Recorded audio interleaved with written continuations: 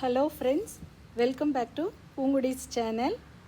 இன்றைக்கி நாம் அருகம்புல்லோட பலன்களையும் அருகம்புல்லை எப்படி ஜூஸ் போட்டு நாம் குடிக்கலாம், எந்த டைமில் குடிக்கலாங்கிறதையும் இந்த வீடியோவில் பார்க்க போகிறோம். இப்போது நீங்கள் பார்த்துட்டு இருக்கிறது தான் அருகம்புல். துருவா கிராஸ்ன்னு இதை சொல்கிறாங்க, பிரமுடா கிராஸ்ன்னு சொல்கிறாங்க, தமிழில் அருகம்புல். இதனோட பொட்டானிக்கல் நேம் வந்து சைனோடான் டாக்டைலான். இந்த புல் டார்க் க்ரீனாக இருக்கும். இதனோட இலைகள் வந்து 2லேருந்து 15 சென்டிமீட்டர் வரை வளரக்கூடியது. இதில் நிறைய நோட்ஸுன்னு சொல்லக்கூடிய கணுக்கள் இருக்கும். இந்த கணுக்கள் வந்து தரையை டச் பண்ணுச்சுன்னா அங்கே எல்லாம் வேர் வரும்.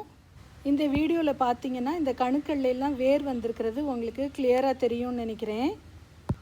இந்த வேர்கள் வந்து 6 அடி ஆழம் வரை வளரக்கூடியது. அதனால தான் ஆள் போல் தழைந்து அருகு போல் வேரூன்றி அப்படின்னு சொல்லி தமிழில் ஒரு பழமொழி இருக்குது. அவ்வளவு ஆழமாக இந்த வேர்கள் இருக்கும். 6 அடி வரைக்கும் ஆழத்துக்கு இந்த வேர்கள் போகுமா.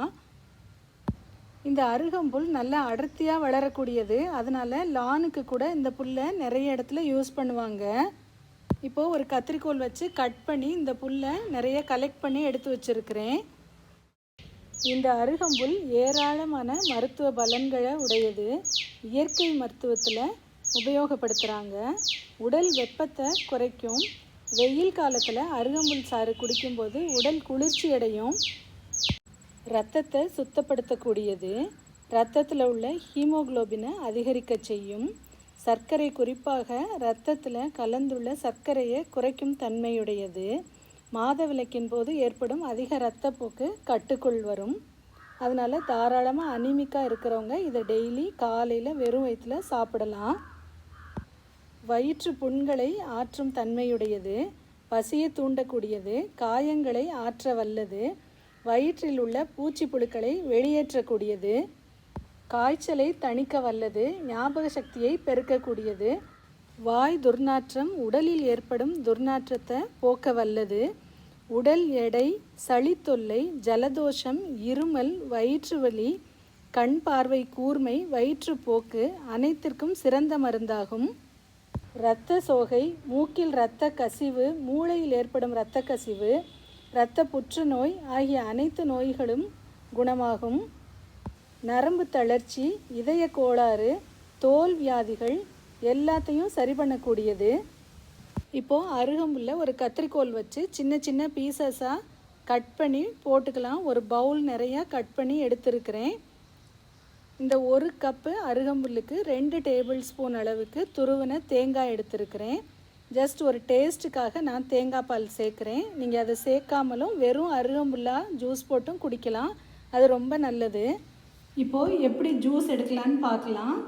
அருகம்புல்லை கொஞ்சத்தை அள்ளி அம்மி மேலே வச்சு அம்மியில் அரைக்கலாம்.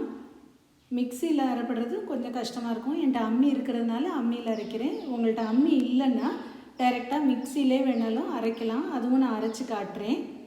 இதை நல்லா நைஸாக அரைச்சிக்கோங்க. கொஞ்சமாக தண்ணி சேர்த்துக்கோங்க, அப்போ தான் அரைப்படும். இந்த மாதிரி அரைச்சி இதை ஒரு பவுலில் போட்டுக்கலாம்.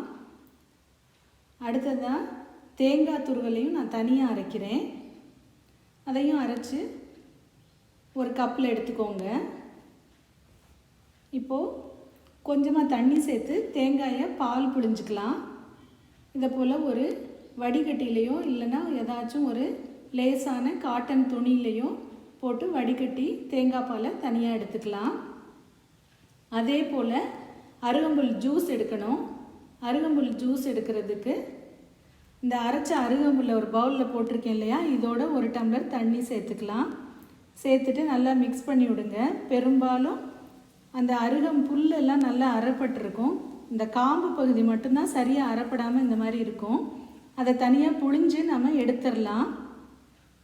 எடுத்துட்டு துணியில் வடிகட்டணுன்னா ஈஸியாக இருக்கும். அதுக்காக தான் இந்த மாதிரி கையால் ஒரு தடவை அரைப்படாததை புழிஞ்சு எடுத்துடலாம், காம்பு பகுதியெல்லாம். அடுத்ததாக இந்த வடிகட்டியில் விட்டு நல்லா வடிகட்டினீங்கன்னா உங்களுக்கு ஜூஸ் கிளியராக கிடச்சிரும். அரைப்படாத பகுதியெல்லாம் இந்த வடிகட்டியில் நின்றும். அதை புழிஞ்சு தனியாக பிரித்து எடுத்துக்கலாம். இப்போது அருகம்புல் ஜூஸோடு நாம் தேங்காய் பாலை மிக்ஸ் பண்ணிடலாம். ஜூஸ் ரெடி ஆகிருச்சு. மிக்சியில் அரைக்கிறதா இருந்தால் மிக்சியில் நம்ம கட் பண்ண அருகம்புல் எல்லாத்தையும் போட்டுட்டு அதோட இந்த தேங்காயும் போட்டுக்கலாம். போட்டுட்டு கொஞ்சமாக தண்ணி சேர்த்துக்கலாம். 1/2 டம்ளர் அளவுக்கு தண்ணி சேர்த்துருக்கேன். சேர்த்து இதை நல்லா மிக்சியில் அரைச்சி எடுத்துட்டேன். பாருங்கள், நல்லா அரைப்பட்டுருச்சு. இப்போ மிக்சியை ரின்ஸ் பண்ணி இன்னும் 1 டம்ளர் தண்ணி விட்டு இதோடு சேர்த்துக்கலாம்.